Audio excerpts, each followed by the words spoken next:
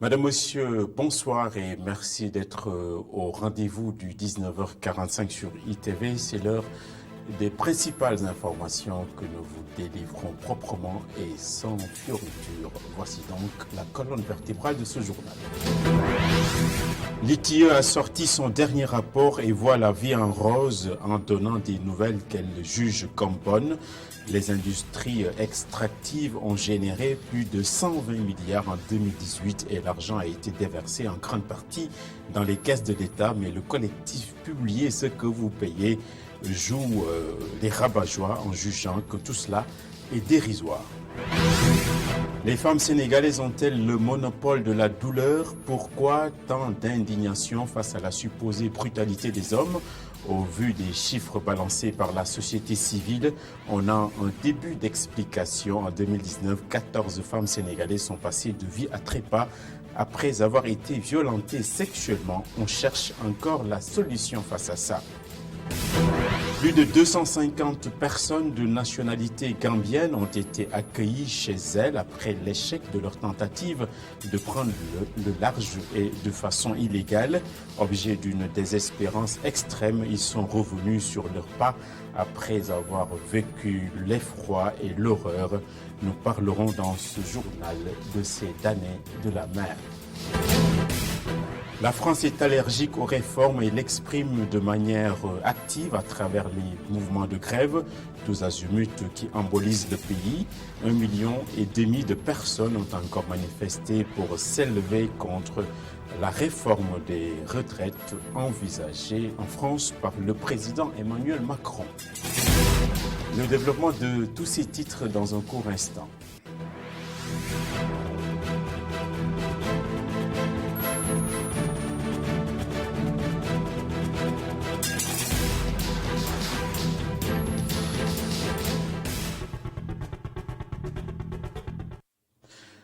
Les ressources minières ont donc généré un pactole de 122 milliards dont ont profité aussi bien notre économie nationale ainsi que le budget de l'État du Sénégal. Les données ont été partagées par l'initiative pour la transparence dans les industries extractives à travers sa présidente, Madame Awa Marie Kolsek. Toutefois, un collectif de la société civile n'est guère enthousiaste. Il croit savoir qu'il y a toujours anguille sous roche. C'est un sujet de Cheikh Hassan Fall. 122 milliards de francs CFA, c'est le montant généré en 2018 par les industries extractives pour l'économie nationale. 110 milliards de cette somme ont même contribué à façonner le budget de l'État pour cette année. Une contribution saluée par la présidente du Comité national de l'ITIE, Initiative pour la transparence dans les industries extractives, notamment pour le secteur minier. Cette année, 122 milliards ont pu être comptabilisés comme recettes qui viennent du secteur extractif, ce qui fait à peu près 4,6% de notre budget national. Le secteur minier est le secteur le plus important en matière de recettes et que les hydrocarbures commencent. Et nous avons l'espoir que quand nous allons exploiter notre pétrole et notre gaz, que cela aura un impact beaucoup plus important. Une somme qui aurait pu être beaucoup plus conséquente si l'État revoyait sa politique fiscale, selon le représentant de la société civile. Il se trouve que nous avons des problèmes au niveau de la mobilisation des ressources domestiques et ça ira crescendo. Ce qu'on a noté, que l'essentiel des évasions fiscales et des évasions de ressources sont le fait du secteur extractif. Il faut que nécessairement les conditions et l'architecture de nos juridictions fiscales soient revues, tant au niveau national qu'au niveau international, pour combattre ces flux financiers illicites. Pour être plus efficiente, la présidente du Comité national de l'ITIE a annoncé des recommandations. Nous avons par exemple le cadastre minier qui est déjà fait. Nous avons la télédéclaration. Il faudrait que à chaque fois qu'il y ait un contrat, que cela puisse être mis en ligne. À chaque fois qu'il y a une chose nouvelle, que l'information puisse être faite. 2019 apporte de nouveaux critères, comme la participation des femmes dans l'industrie extractive, mais également sur l'impact sur l'environnement. Venu présider la présentation du rapport de conciliation 2018 du Comité national de l'initiative pour la transparence dans les industries extractives, le secrétaire général de la présidence de la République, Mohamed Boun Abdallah Dionne, s'est réjoui du travail abattu par les membres de l'ITIE et rappelé qu'avec la transparence, tout le monde gagne. Le chef du commissariat central de Dakar, c'est le cas de le dire, a été extrait et relevé de ses fonctions. Les observateurs ont fait un rapprochement avec la prouesse de Guy Marius Sagna qui avait notamment réussi à s'agripper aux grilles du palais de la République. C'est peut-être cette défaillance qu'il paie aujourd'hui. On va écouter Cheikhouna Keïta, ancien commissaire, commenter cette actualité. Il est ici au micro de El Hadji Malick Cissé. Un lieu qui est gardé de près comme ça, avec des sentinelles devant, doit être protégé de manière rigoureuse. Et l'espace d'avant doit être neutralisé pour que personne ne puisse se comporter de la sorte, quel que soit le besoin qu'il a de s'exprimer. Et cela devait être fait depuis que les gens menacent de s'approcher du palais pour se tuer, pour s'immoler. On devait y penser. Et aujourd'hui, que ça se pose comme ça, il faut qu'on trouve des réponses beaucoup plus techniques en tenant compte de l'urgence qu'il y a de protéger mieux le palais. Le contexte sécuritaire, ici au Sénégal déjà, l'exige, à plus forte raison, tout ce qui se passe autour de nous avec les menaces de terrorisme et autres. Donc c'est une question extrêmement importante. Alors, au-delà du palais présidentiel, nos institutions et édifices publics doivent être bien sécurisés, n'est-ce pas?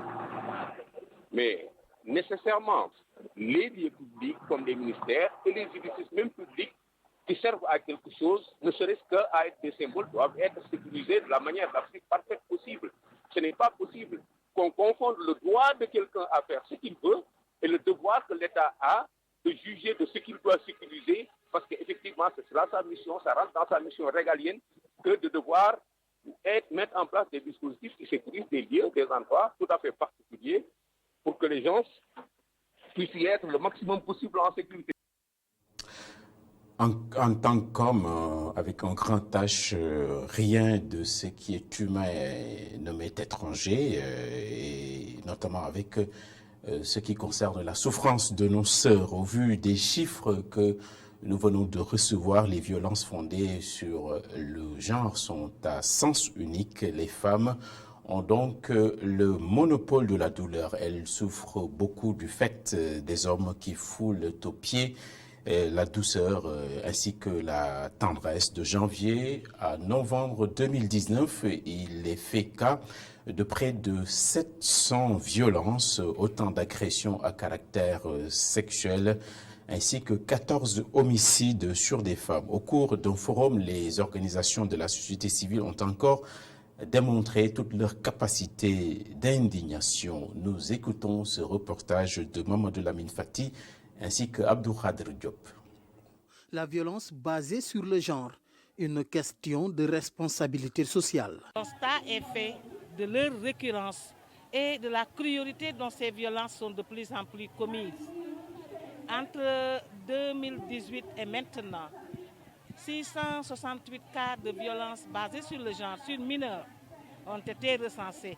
Des violences que sont des attouchements sexuels et également des attentats à la pudeur et des viols. 706 femmes sont également victimes d'agressions sexuelles. Mais rien que cette année, entre janvier 2019 et novembre 2019, il a été recensé 14 femmes qui sont tuées suite à des violences sexuelles.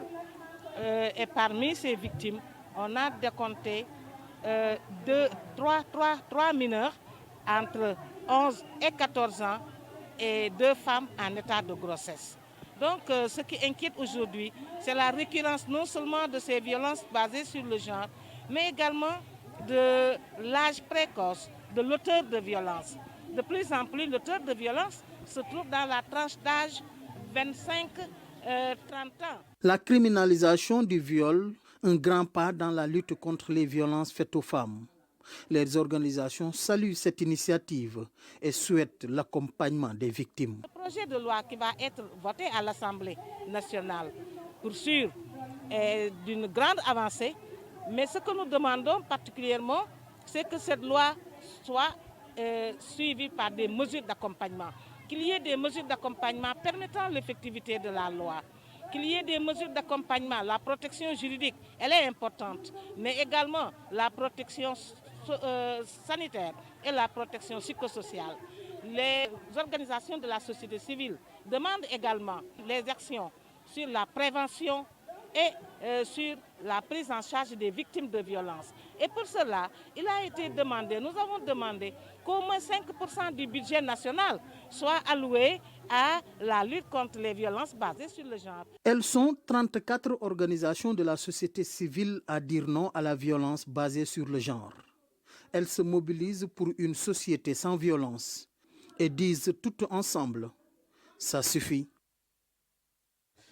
Et sur le même sujet douloureux, ONU Femmes s'est engagée lors de ses délibérations à accompagner les femmes dans la lutte contre les excès et violences basées sur le genre. Nous allons entendre de ce fait la coordonnatrice de ONU Femmes au Sénégal s'en expliquer. Elle est toujours au micro de Mamadou Lamine Fati.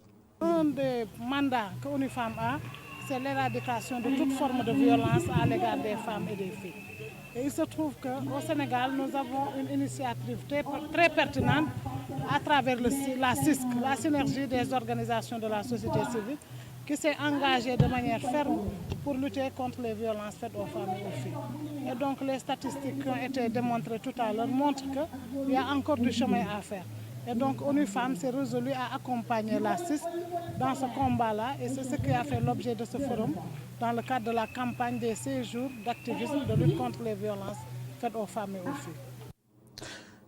Et dans la vie de nos institutions, le Haut Conseil des collectivités territoriales a ouvert ce matin sa première session extraordinaire pour ce qui concerne l'année 2019 finissante. Le HCCT entend ainsi démontrer le bien fondé de l'institution en relevant tous les défis ainsi qu'en assurant les missions qui lui sont assignées. Le Haut Conseil, endeuillé par la mort de Ousmane Tanor Dieng, était à l'arrêt depuis un certain moment. Voici le sujet de Alioune Gueye et Moussa Fall. Une oraison funèbre en l'honneur du premier président du Haut Conseil des collectivités territoriales. Ousmane Tanor Dieng était l'absent le plus présent lors de cette session. Les témoignages sur le défunt sont unanimes. Le président Ousmane Tanor Dieng, dont la mission ici-bas a pris fin le lundi 15 juillet 2019. Avec sa disparition, pour reprendre les mots du président Macky Sall, je le cite, « C'est le Sénégal tout entier qui a perdu un homme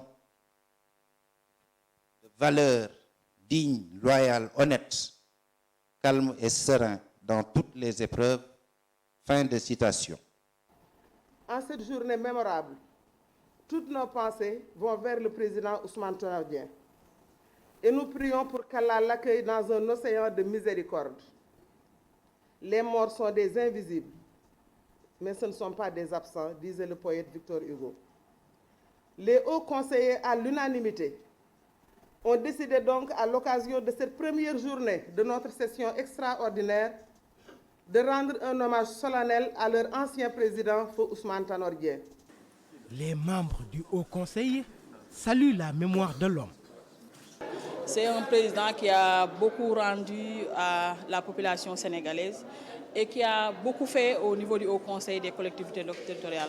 Comme je l'ai dit tout à l'heure, je pense que nous, jeunes, nous devons copier sur les bonnes qualités de M. Ousmane Tanor Dieng. Le Haut Conseil des collectivités territoriales est né avec le président Ousmane Tanor Dieng, qui a imprimé en tout cas une direction, qui a implémenté aussi une dynamique. Donc après quelques mois ou en tout cas quelques années, il est parti, il nous a laissé en tout cas le cœur meurtri. Le HCCT a une feuille de route qu'il compte dérouler pour l'année 2020. Les défis sont énormes et je pense qu'avec l'accompagnement de tous, nous saurons y arriver parce qu'il y a beaucoup à faire dans les collectivités territoriales sur la territorialisation. On parle maintenant de la territorialisation des politiques publiques et on ne peut pas y arriver au développement sans territorialiser les politiques publiques. Des auditions seront faites et un travail de terrain sera fait pour des avis pertinents sur le PSE vert et sur les programmes zéro déchet et zéro bidonville.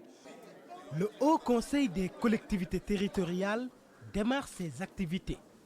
La nouvelle présidente a tracé déjà sa feuille de route pour arpenter le sillage de son prédécesseur et fidèle compagnon, Ousmane Tanor Dieng.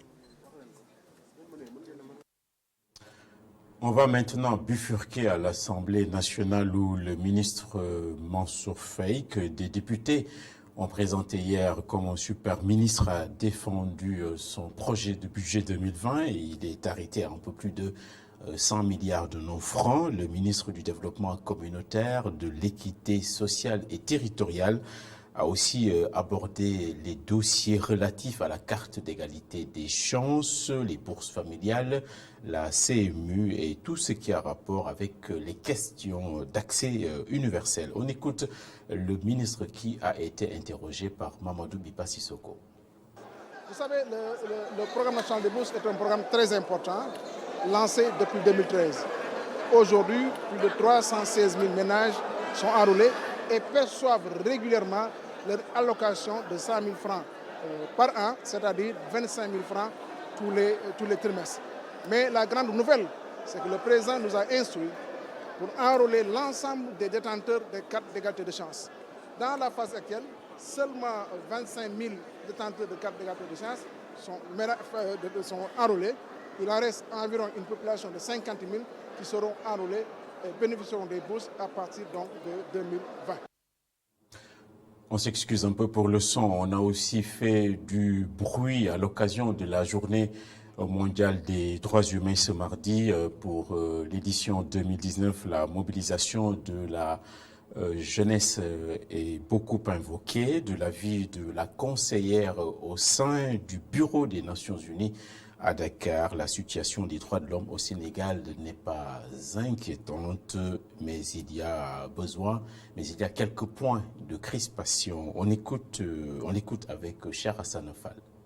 Si vous réfléchissez, ce que vos parents ont vécu par rapport à ce que nous vivons aujourd'hui est très différent. Il y a eu des évolutions, mais est-ce que ça veut dire que la bataille est terminée? Non, la bataille n'est pas terminée. Nous sommes en effet préoccupés par la situation des enfants de la rue. Ce n'est pas le seul pays où cette situation est préoccupante, mais je crois qu'il appartient à tous les Sénégalais de travailler ensemble pour que tous ces enfants puissent vivre dans un environnement où ils sont le plus protégés possible.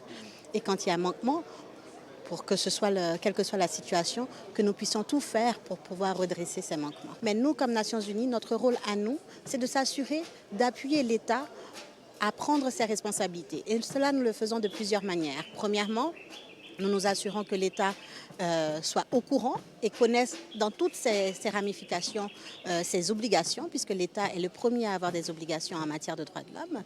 Nous nous assurons aussi de l'aider par une coopération technique pour savoir comment faire.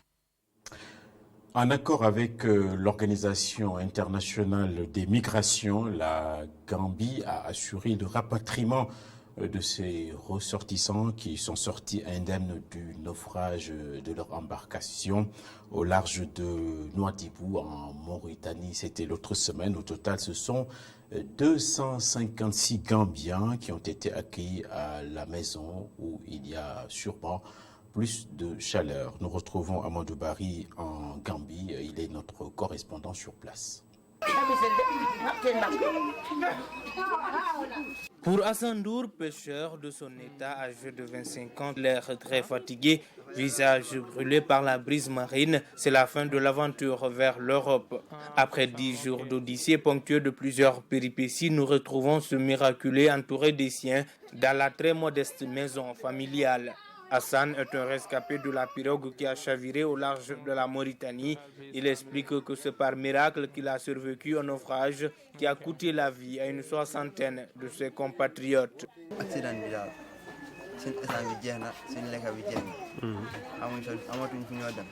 On a vogué pendant une semaine à mer, on était perdu sans repère, on était à bout de souffle sans manger ni boire, on était à court de carburant aussi. On a décidé d'amarrer notre pirogue pour se ressourcer. C'est en ce moment qu'on a chaviré, c'était le sauve-qui-peut, j'ai nagé jusqu'à la berge. Ceux qui ne pouvaient pas le faire ont péri.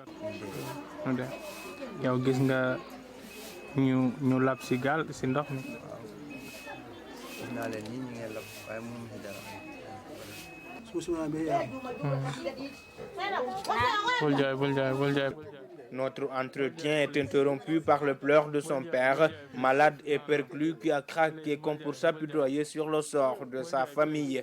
Il explique être malade alité depuis plus de 5 ans, mais qu'il n'a pas de soutien. Sa mère, debout en face, indique qu'elle n'a rien su du voyage de son fils et pour rien au monde, il tentera cette aventure périlleuse qui aurait pu lui coûter la vie. Si je l'avais su, il n'aurait pas quitté. Il est notre seul espoir. Son père est malade, je suis seul ici. S'il a sa propre pirogue, il peut se débrouiller lui seul. Nous appelons au soutien pour lui permettre une insertion ici.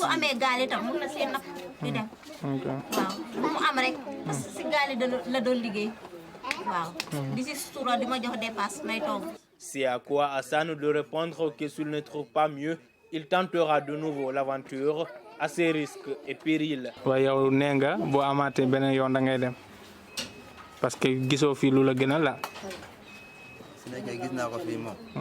Si l'occasion se prête, je tenterai sans hésiter. Aucune perspective pour l'instant ici. Si je meurs, ce sera mon destin.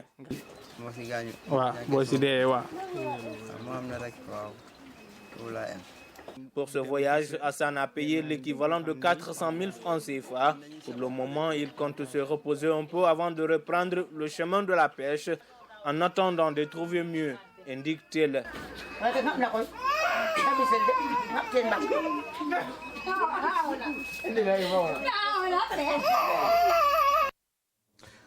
La souffrance de la jeunesse gambienne se lit dans ses yeux. La Guinée souffre aussi de sa classe politique. Elle semble d'ailleurs en être l'un des symptômes qui participent à déchirer là-bas le tissu social.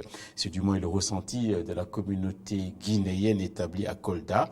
Un des responsables de cette communauté s'est exprimé en répondant aux questions de Seydou Diatta. On va tout de suite l'écouter. La communauté guinéenne représentée ici à Kolda, nous avons eu l'initiative d'organiser d'abord une association et de représenter la société civile de la Guinée. Vous n'êtes pas sans savoir qu'ici au Sénégal, il y a la communauté guinéenne qui représente énormément sur le poids de la démographie. Donc l'identification pose problème. On veut d'abord privilégier l'identification. Donc nous sommes sur les démarches administratives au niveau de l'ambassade, au niveau des autorités communales, au niveau des autorités administratives sénégalaises, pour leur implorer, pour leur demander de nous aider à identifier nos compatriotes. C'est le premier problème que nous avons rencontré. On leur a demandé d'abord de trouver des cartes consulaires. Mais aussi, après cela, nous allons appeler à l'union, donc à un changement radical du comportement de certains de nos compatriotes. Pour montrer que la cohésion et l'entente entre les différentes ethnies peut commencer à l'extérieur du pays. On leur a montré l'exemple du Sénégal ici. Là où on parle sérère, il y a plus de Peul. Là où on parle Peul, il y a plus de Diola. Donc une composition sociale vraiment extraordinaire. Il n'y a pas une distinction. Par exemple, un Mandin peut se marier avec un sérère peut se marier avec un Peul, etc. Donc nous qui sommes là, nous allons essayer de copier le bon exemple et essayer d'exporter ça en Guinée et leur montrer vraiment il n'y a rien de plus bon que de vivre en parfaite communion entre les sociétés. Montrer que vraiment rien ne peut s'obtenir dans la division.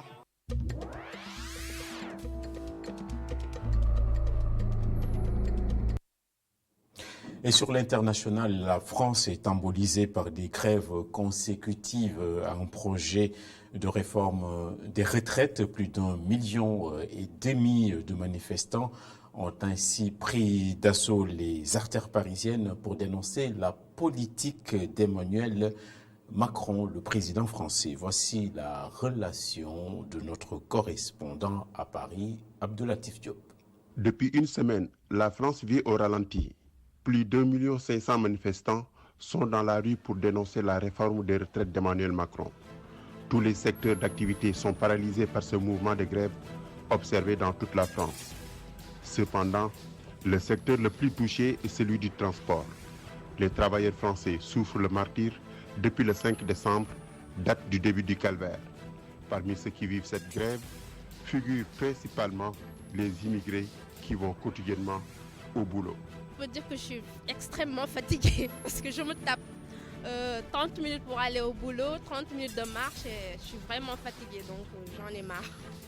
Si Macron peut faire quelque chose pour nous, franchement, c'est quelque chose de bien. À Paris, par exemple, les rares bus de substitution sont pris d'assaut par des meutes de voyageurs déboussolés. Beaucoup se tapent des kilomètres de marche pour rallier les lieux de travail. Tous les jours, ces travailleurs, pour la plupart africains, éprouvent d'énormes difficultés pour se rendre au lieu de travail ou pour rentrer à la maison après le boulot. J'ai manqué de boulot, mais c'est sur mon salaire, ils ne vont jamais me régulariser. Le travail, ils ne vont jamais me payer. Dans les 3 jours là, par rapport aux grèves là, c'est moi qui suis perdant. Tout l'argent là, qui va payer? Donc c'est un truc, il faut que j'arrange ça. Je comprends la réalité, c'est logique par rapport aux retraites. Ça c'est logique. Même moi, ça peut me rattraper un jour quand je serai avec l'âge qui avance. Mais là, j'ai perdu 3 jours du boulot. Là, ils ne vont pas me payer, l'entreprise ne me paye rien. Donc c'est moi. Donc il faut qu'ils voient ça. Le temps ne joue pas en faveur du gouvernement français, car les manifestants attendent avec beaucoup d'impatience les propositions d'Édouard Philippe qui devraient être déterminants dans les décisions à venir. Bisby, en France, en Algérie aussi, 2 anciens premiers ministres ont écopé de condamnations à 12 et 15 ans de prison pour fait de corruption. Il s'agit d'Ahmed Ouyaria et d'Abdelmalik Sellal qui ont officié sous l'ère d'Abdelaziz Bouteflika. C'est la première fois depuis 1962 que des dirigeants de cette envergure sont jugés en Algérie. Aux États-Unis, 2 chefs d'accusation sont retenus contre le président américain Donald Trump dans la procédure de destitution le visant. On retiendra l'abus de pouvoir et l'entrave à la bonne marche du Congrès. Mais tout cela risque de finir en eau de boudin puisque le Sénat qui va juger est contrôlé par les républicains qui restent très solidaires à Donald Trump. Enfin, au Chili, un avion militaire porté disparu en mer avec 38 personnes à son bord. L'aéronef transportait du personnel qui était chargé de réviser un oléoduc flottant. L'appareil a donc été déclaré sinistré d'après le jargon militaire.